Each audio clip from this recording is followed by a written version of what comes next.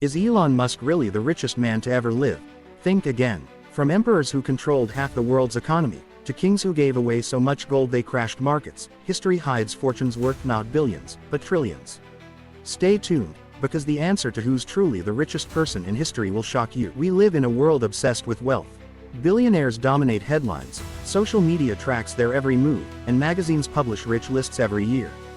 But while Elon Musk or Jeff Bezos might seem like the richest men to have ever lived, the truth is far more complicated and much more fascinating. Because when we zoom out and compare history's most powerful figures, the numbers become mind-bending. 400 billion, 3 trillion, even $100 trillion. But how is that possible?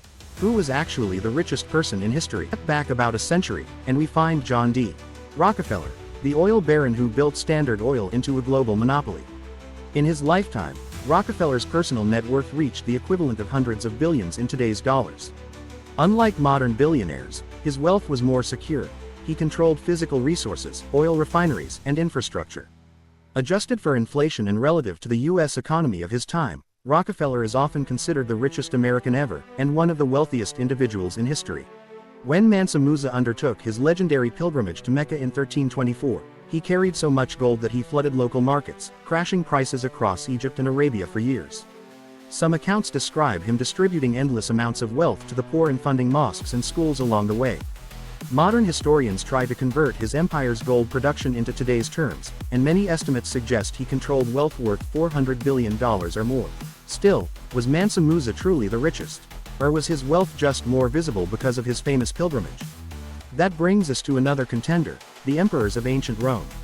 Consider Augustus Caesar, the first emperor, who ruled during the Roman Empire's golden age. Augustus personally controlled the imperial treasury, state lands, and tax revenues that equated to a massive share of global GDP at the time. Some modern economists have estimated that if you translate his control of resources into today's dollars, Augustus would effectively command the equivalent of $100 trillion. Of course, there's a catch. Augustus didn't own all of this personally the way a billionaire owns shares in a company. His wealth was intertwined with the state. He could direct resources, armies, and revenues, but he couldn't exactly cash it out into a private account. This raises the big question: do we count rulers who controlled nations as rich individuals, or do we only count personal fortunes? If we choose the latter, Augustus's 100 trillion claim looks misleading. If we choose the former, then every powerful emperor in history could suddenly appear on the list of richest ever. The same problem arises with other figures. Take Adolf Hitler, for example. Sometimes you'll see clickbait estimates of his $3 trillion fortune. In reality, Hitler did not personally own trillions of dollars. What he had was control over Germany's state resources during the Nazi regime. That included land, industry, and national revenues, but it wasn't a private fortune in the traditional sense. To confuse political power with personal wealth is misleading, which is why most historians dismiss those trillions of dollars claims as inaccurate. So far, we've seen three very different models of wealth. The first is modern billionaires, where wealth is measured in personal assets and stock valuations. Using the gold method, Mansa Musa tops the charts. Using the inflation-adjusted method, Rockefeller often wins. Using the GDP share or state control method, Augustus Caesar and other emperors are untouchable.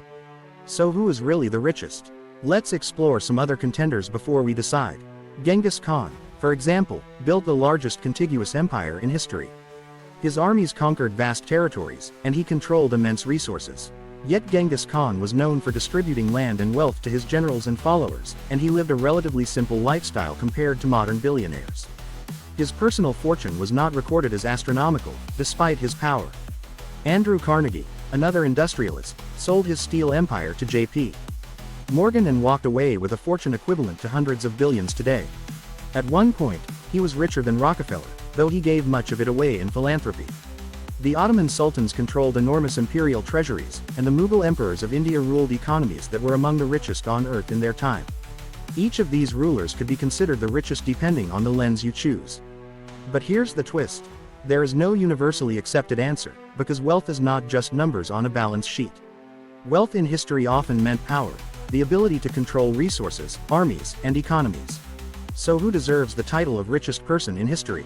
The fair conclusion is that it depends on how you define wealth. For pure personal net worth in modern terms, Rockefeller holds the crown. For legendary gold and historical fame, Mansa Musa wins. For control of the world's economy and sheer scale, Augustus Caesar and other emperors are unrivaled. Perhaps the real lesson is that wealth is not absolute.